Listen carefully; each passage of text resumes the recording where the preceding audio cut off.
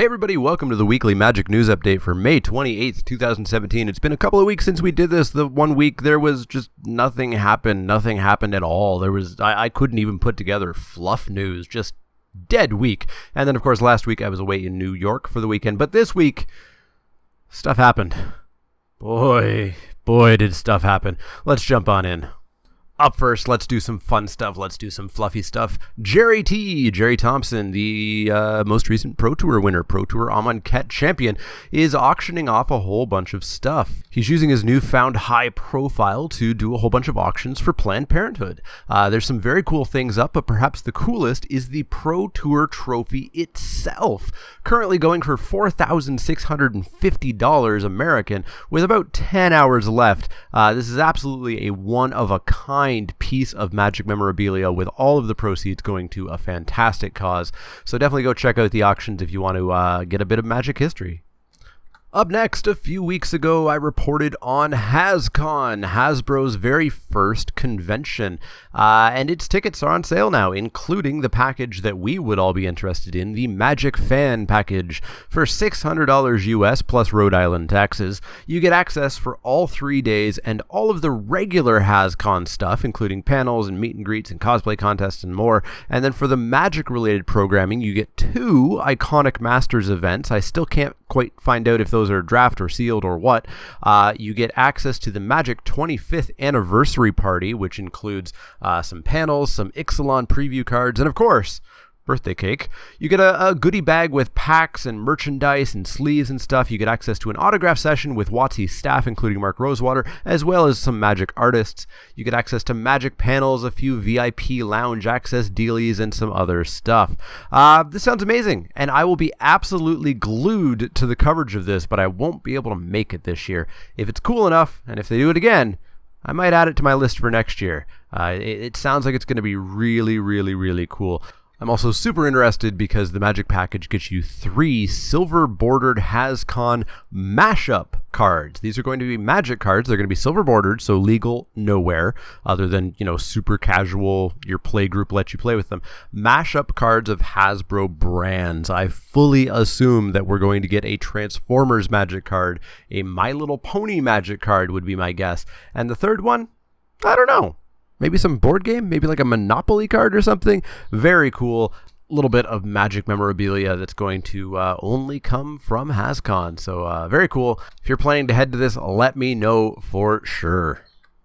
This week we also got to see the F&M promos for July through September. July is Reverse Engineer, a card that has some great words on it, but just never really saw that much play. The art's fairly middling as well.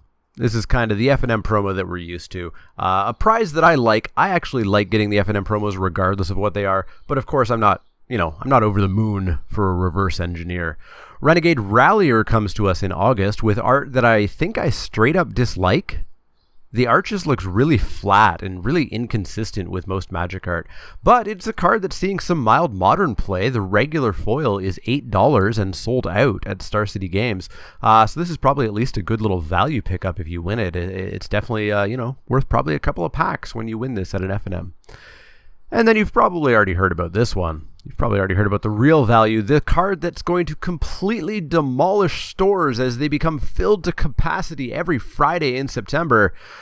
Fatal Push, a card played in every format ever. Again, something feels sort of B-level with the art, but I think it's the best art of the 3 of these. And if those little shards of glass really shine in the foil, I think this art could look fairly solid. The real story here, of course, is that it's currently an in-print uncommon in a modern set that's being printed into oblivion and is somehow $50 and out of stock at Star City Games. Now, how much will the promo be worth? That's hard to say.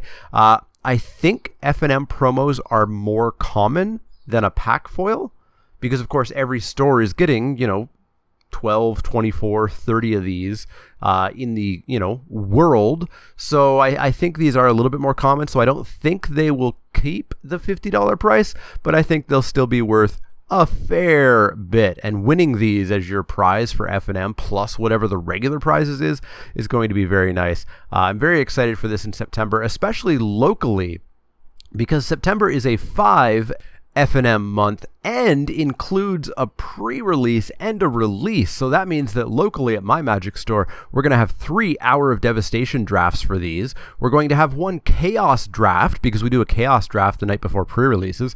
And we're going to have the release day of Ixalan draft. So there's going to be several different formats involved to get these. And of course, we're going to have multiple pods. We're probably going to be doing, probably 2 different F&Ms each night.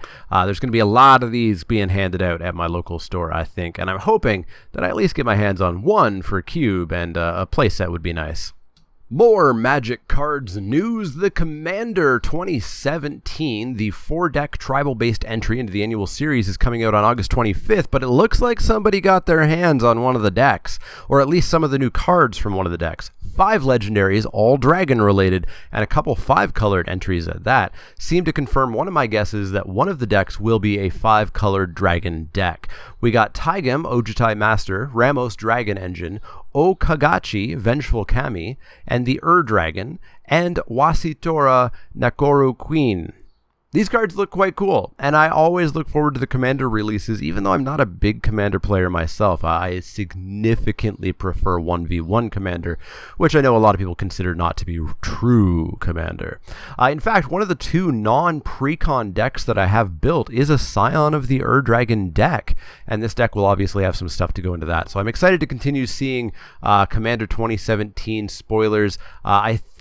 I remember hearing that we're going to get them relatively early, like in the next month or so, even though they do come out August 25th. So yeah, Commander 2017 looks pretty cool. I'm excited to see what the other 3 tribes are. Our final piece of news today is one of the biggest pieces of news as far as Twitter was concerned, and it has to do with Pro Tour Kyoto and a special invite. I'm going to have some choice words for part of the community here, but let's go over what happened. Amaz is a Hearthstone streamer, and a relatively big one from what I understand. I personally can't stand watching Hearthstone being played myself. Lately, he's started playing some MTGO on his stream as well, and not just playing it, but dominating it. He at one point had a 1900 plus limited rating, which is insanely good. This is like an upper echelon. Many pros don't reach that kind of level, kind of limited rating. Dominating at Magic Limited anyways. Wizards of the Coast decided to extend a special invite to him to attend Pro Tour Kyoto. What's a special invite? Well, it's just what it sounds like. Wizards of the Coast, at their discretion, will invite someone, sometimes multiple people, to attend the Pro Tour. They don't get airfare or anything like that. They just get an invite to go. They still have to find their own way there. Now, people, to put it frankly, lost their shit about this. How dare someone be given an invite to the Pro Tour when everyone else has to earn it, was the cry from the Twitter masses. This is a travesty, and Wizards of the Coast has clearly decided that the Pro Tour scene of Magic is meaningless. Any random person can just get invited to the Pro Tour because Wizards says so. To those people, I say calm down and do some bloody research. As I mentioned, Amaz has been absolutely dominating at Limited Magic and has a massive audience from his Hearthstone streaming. He earned this invite.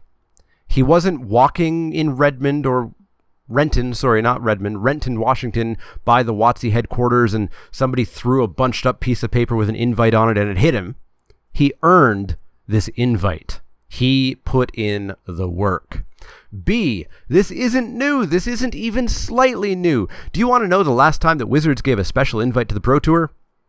It was Pro Tour Amonkhet. Time before that, Pro Tour Aether Revolt. Time before that, Pro Tour Kaladesh. Time before that, Pro Tour Eldritch Moon. Every single frigging Pro Tour has special invites. They're given out for a wide swath of reasons. Sometimes they are deferments from previous Pro Tours. Sometimes they are people who consistently just missed getting an invite. You know, they got like top 16 of multiple GPs. Sometimes it's given to fictional characters like Kenny from South Park. Sometimes it's given to popular community members. Melissa DeTora became the first woman to top 8 a Pro Tour at a Pro Tour where she got a special invite to go to it. Day 9 got a special invite to a Pro Tour and brought the game of Magic to a larger audience that may have never paid attention. Eric Froelich, recent Hall of Fame inductee, got back into Magic and became a Hall of Famer because he was a well-known poker player who got a special invite. This isn't new. Stop acting like it is. C. Magic is not your secret little clubhouse and everybody has to stay out of it. The game is growing, and the game growing is an extremely good thing for me, for you, for everybody. Bringing the game to a wider audience that may not have paid attention to it before is a very, very good thing. We get to keep having the game. It gets to keep getting bigger and printed more and more sets and more supplemental stuff and etc. D. Drop the jealousy and facetious arguments. So many of the people that I see arguing against this clearly have a base argument of, why didn't I get a special invite? That's not fair. But they're using idiotic side arguments to avoid saying, I'm a jealous idiot. Look, if you think that this somehow isn't fair because someone who wasn't you got an invite, say that. It's a terrible argument, and I'll call you an idiot if you say it. But if that's why you're arguing, say it. Don't try to craft some giant, convoluted, poorly supported argument to save face from admitting that you're just jealous. Ultimately, Amaz earned this invite. He did more than 99.9% of the people arguing against this. It's good for the game, and I am fully in support of it. Anyways, rant over. So that's going to wrap it up for the news for this week. Lots going on. There's even some other stuff that I didn't quite touch on. The Commander ban list online got a little bit of an update, but I haven't been paying too much attention to that, although I do want to try out 1v1 Commander at some point on MTGO. A few other things here or there, but that's all we're going to have time for today. Let me know what you think of all the news this week. What do you think of those promos? Are you going to HasCon? What do you think about Amaz getting a special invite? Let me know in the comments down below. As always, if you have any questions, comments, or suggestions, you can find me on Twitter at TheManaLeek. That's L-E-E-K, like the vegetable, not the card. You can find me at twitch.tv/TheManaLeek, facebook.com/TheManaLeek, and patreon.com/TheManaLeek if you want to back me there. If you like the content, click that thumbs up button. If you're new here, welcome. Click subscribe if you do want to see more. And if you do have questions, comments, or suggestions, let me know. Otherwise, see you all next time.